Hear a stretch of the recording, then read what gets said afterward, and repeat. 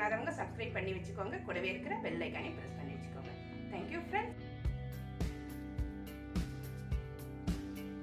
இன்னைக்கு நம்ம கிச்சன்ல ராகி இடியாப்பம் எப்படி ஈஸியா பண்றது அப்படிங்கறத இன்னைக்கு பார்க்க போறோம். நல்லா சாஃப்டா இருக்கும் இந்த இடியாப்பம். பிழியறதுக்குலாம் கஷ்டமா இருக்காது. ரொம்ப ரொம்ப ஈஸியா இருக்கும், ஹெல்த்தியாகவும் இருக்கும். இதுக்கு நான் 1 கப்பு கேழ்வரகு மாவு எடுத்திருக்கேன். 1 கப்பு கேழ்வரகு மாவு அழுத்தி எடுக்காதீங்க, லேசா எடுங்க. அதே அளவு தண்ணி அளந்து வச்சுக்கணும். இப்போ இந்த கப்பால 1 கப்பு கேழ்வரகு மாவு எடுத்தீங்கன்னா அதே அளவு தண்ணி அளந்து வச்சுக்கோங்க. அதான் கரெக்டா இருக்கும். அது மாதிரி அளந்து எடுத்து வச்சிருக்கேன். அதை இந்த பேன்ல ஊற்றிக்கலாம்.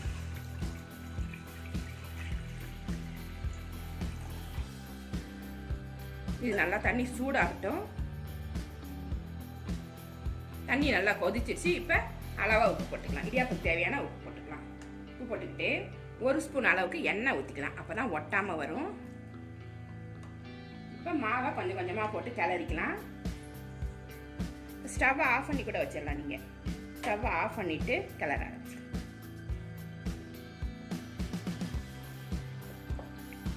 1 கப் மாவுக்கு 1 கப்பு தண்ணி தான் ஊற்றணும். அதிகமாக ஊற்றிடாதீங்க. கரெக்டாக இருக்கும். அது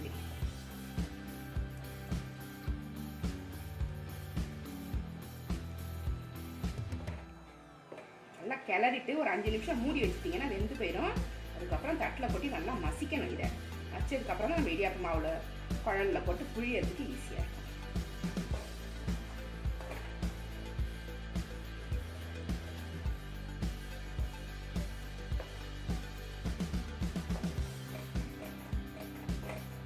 மசிச்ச மாதிரி நல்லா கிளறி கரெக்டாக இருக்கு. 1 கப்பு மாவுக்கு 1 கப்பு தண்ணி கரெக்டாக இருக்கும்.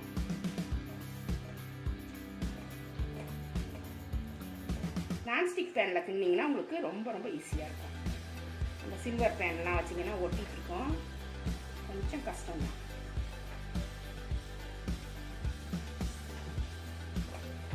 நல்லா இந்த வெள்ளை மாவு தெரியாமல் ஃபுல்லாக கலந்து எடுக்கணும். நல்லா கிளறியாச்சு. மாவு தெரியாத மாதிரி எல்லாமே நனைஞ்சிருக்கணும். வெள்ளை மாவே தெரியக்கூடாது. அந்த அளவுக்கு நல்லா கிளறியாச்சு. கிளறிட்டு இது ஒரு 5 நிமிஷம் அப்படியே மூடி வச்சிருங்க. அந்த சூடுலேயே மாவு கொஞ்சம் நேரம் வேகட்டும். நான் ஸ்டவ்ல ஆஃப் பண்ணியிருக்கேன். ஆஃப் பண்ணிட்டு இந்த மாதிரி மூடி வச்சிருக்கேன்.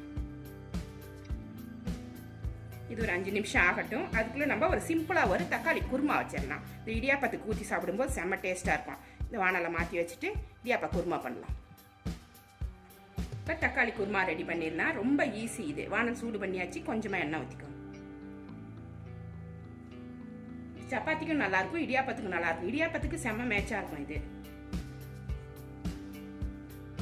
எண்ணெய் சூடாயிருச்சு. 1 ஸ்பூன் கடுகு உளுந்தம்பருப்பு போட்டு தாளிச்சிடலாம்.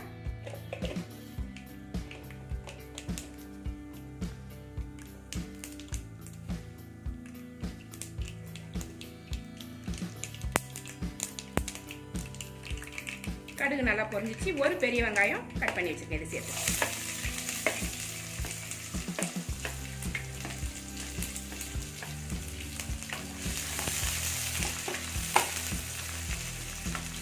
ஒரு 4 பச்சை மிளகாய் சின்ன சின்னதாக கட் பண்ணி இந்த மாதிரி கீரி எடுத்து வச்சிருக்கேன். உங்களுக்கு எவ்வளோ காரம் தேவையோ பச்சை மிளகாயில போட்டுக்கோங்க. எவ்வளோ பச்சை மிளகாய் வேணுமோ காரத்துக்கு ஏற்ற மாதிரி போட்டுக்கோங்க. ரெண்டுமே சேர்த்து நல்லா வதக்கிடுவோம். இது வதங்கினதுக்கு அப்புறம் தான் நம்ம தக்காளி சேர்க்கணும். தக்காளியை ஃபஸ்ட்டே சேர்த்துட்டாக்கா இந்த வெங்காயம் வந்து வதங்காது.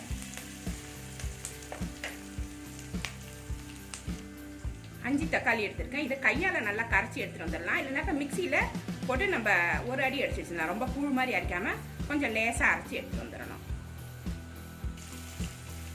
இந்த மாதிரி கரைச்சி எடுத்துக்கோங்க. ரொம்ப அரைக்கக்கூடாது. அப்புறம் சட்னி மாதிரி ஆகிடும். நம்ம 1 2 இந்த மாதிரி தான் பண்ணிக்கணும். வெங்காயம் நல்லா வதங்கிச்சு. தக்காளியை சேர்த்துடணும். தக்காளியை சேர்த்து கொஞ்சம் நேரம் வேக.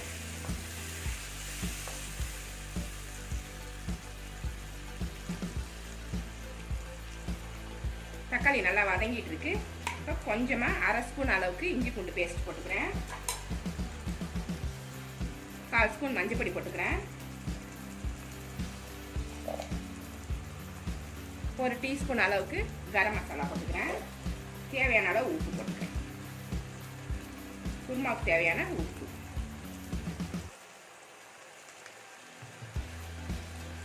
சேர்த்துட்டு இது நல்லா கலந்து விட்டுருங்க. காரத்துக்கு பச்சை மிளகாய் போட்டிருக்கோம். உங்களுக்கு வந்து காரம் இன்னும் கொஞ்சம் தேவை அப்படின்னா தனி மிளகாய் பொடி சேர்த்துக்கலாம். நான் வந்து இதோடய விட்டுட்டேன்.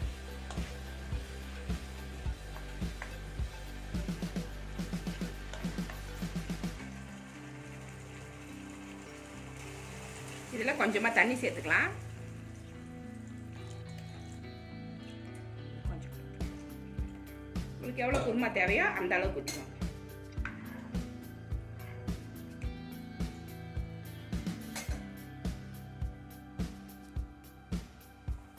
குருமா நல்லா கொதிச்சிட்டு இருக்கு. இப்போ இதுக்கு ஒரு திக்னஸ்க்காக தேங்காய் கொஞ்சமாக அரைச்சி போடலாம். இதை அரைச்சி போடும்போது வாசனையாகவும் இருக்கும். 1/4 மூடி தேங்காய் எடுத்து வச்சுருக்கேன். 1/2 ஸ்பூன் சோம்பு, ரெண்டையும் போட்டு மிக்சியில் நல்லா நைஸ் பேஸ்ட்டாக அரைச்சிட்டு வந்து இதில் நம்ம சேர்க்க போகிறோம். தேங்காய் அரைச்சிட்டு வந்தாச்சு. இந்த சமயத்தில் இதை போட்டுடணும். தக்காளி வெங்காயம் சீக்கிரமாக வெந்துடும். காய்கறி போட்டால் தான் வேகிற வரைக்கும் நம்ம வெயிட் பண்ணணும். சீக்கிரமாக வெந்துடுச்சு.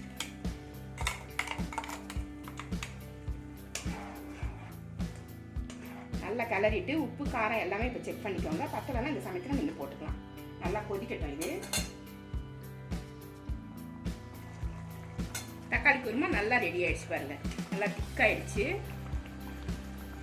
இப்படி கொஞ்சம் தண்ணியாக இருந்தால் தான் இடியாப்பத்தில் ஊற்றி சாப்பிட்றதுக்கு நல்லா இருக்கும். ரொம்ப கெட்டியாக வச்சுட்டிங்கன்னா தொட்டு சாப்பிட்ற மாதிரி இருக்கும். இதுனாக்கா இடியாப்பத்து மேலே ஊற்றிட்டு அப்படியே ஊறினோடனே சாப்பிடும்போது அவ்வளோ டேஸ்ட்டாக இருக்கும். இப்போ இது ரெடி ஆயிடுச்சு. இப்போ கொத்தமல்லி புதினா கட் பண்ணி வச்சுருக்கேன். போட்டுட்டு இறக்கிறேன். இடியாப்ப மாவு ஆறி இருக்கும். அதை எடுத்து ஒரு தட்டில் போட்டு நம்ம பிசையணும். 5 நிமிஷத்தில் குருமா ரெடி பாருங்க. அது வேகிற சமயத்துக்குள்ள கேழ்வரகு மாவு சுடுதண்ணியில் போட்டு நம்ம கிண்டி வச்சிருந்தோம். இது வேகிறதுக்குள்ள குருமா ரெடி. இப்போ நம்ம ராகி மாவை நம்ம பிசைய ஆரம்பிச்சிடலாம். இதை நிறுத்திடலாம். குருமா சூப்பராக இருக்கும். மாவை பிசையறதுக்கு ஒரு தட்டு எடுத்து வச்சிருக்கேன். இதில் கொஞ்சமாக எண்ணெய் தடவிக்கோங்க, மாவு ஒட்டாமல். தடவிட்டு இந்த மாவை எடுத்து அதில் வச்சு நல்லா சாஃப்டாக பிசைஞ்சிக்கோங்க. அப்போ தான் நம்ம அச்சில் வச்சு பிழியும் போது நல்லா வசதியாகும். இதை நம்ம நல்லா பிசைஞ்சு எடுத்துப்போம். கையிலையும் கொஞ்சம் எண்ணெய் கட்டி கட்டியாக இருந்துச்சுனாக்கா அச்சில் வந்து புழியறதுக்கு வராது. அதனால தான் இதை பிசையுது. சூடு ஆறுனதுக்கப்புறம் பிசைங்க. சூடோட பிசைங்க.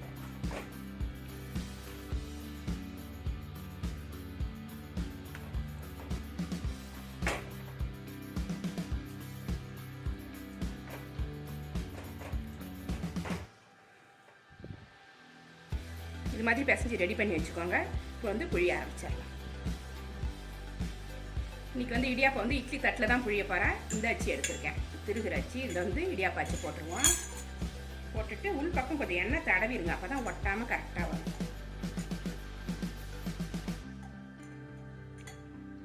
இதுலேயும் பூசி விட்டுருவோம்.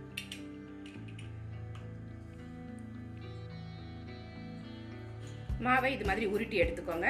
இதுக்குள்ளே போட்டுக்கோங்க. எக்ஸஸாக இருந்துச்சுன்னா எடுத்துருங்க. அளவாக போட்டுக்கோங்க. 3/4 படி போட்டால் கரெக்டாக இருக்கும். ரொம்ப அழுத்தி போட்டிங்கன்னு வச்சுக்கோங்க, புழியிறப்ப கஷ்டமாக இருக்கும். இன்னும் கொஞ்சம் கூட வைக்கலாம். இதில்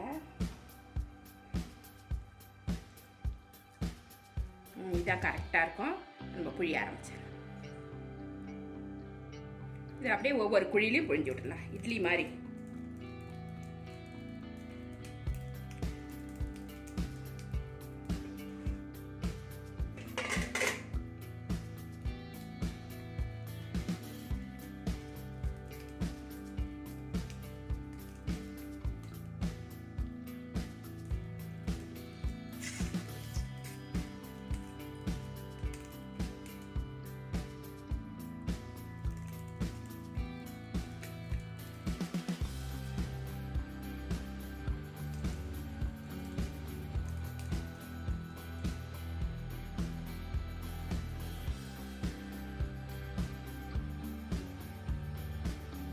இன்னும் கொஞ்சம் மாவு ஃபில் பண்ணி எடுத்துகிட்டு வந்தாச்சு.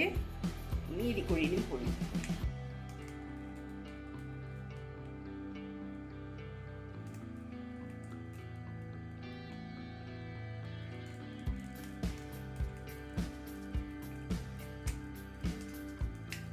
இது மாதிரி இன்னும் ஒரு தட்டிலையும் புழிஞ்சிட்டு இந்த ஆவியில் வேக வச்சு எடுத்துக்கலாம்.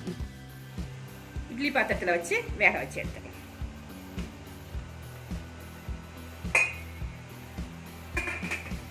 இது ஒரு 10 நிமிஷம் வேகட்டும். ராகி இடியாப்பமும் தக்காளி குருமாவும் சூப்பராக ரெடி ஆகிடுச்சு பாருங்கள். இது மாதிரி செஞ்சு பாருங்கள், ரொம்ப நல்லாயிருக்கும்.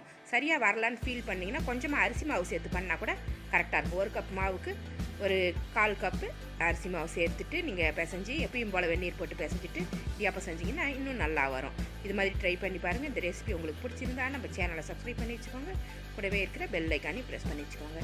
லைக் பண்ணுங்கள், ஷேர் பண்ணுங்கள், கமெண்ட் பண்ணுங்கள். இவ்வளோ நேரம் என்னோடய வீடியோவை பார்த்த எல்லாருக்குமே நன்றி. Thank you friends.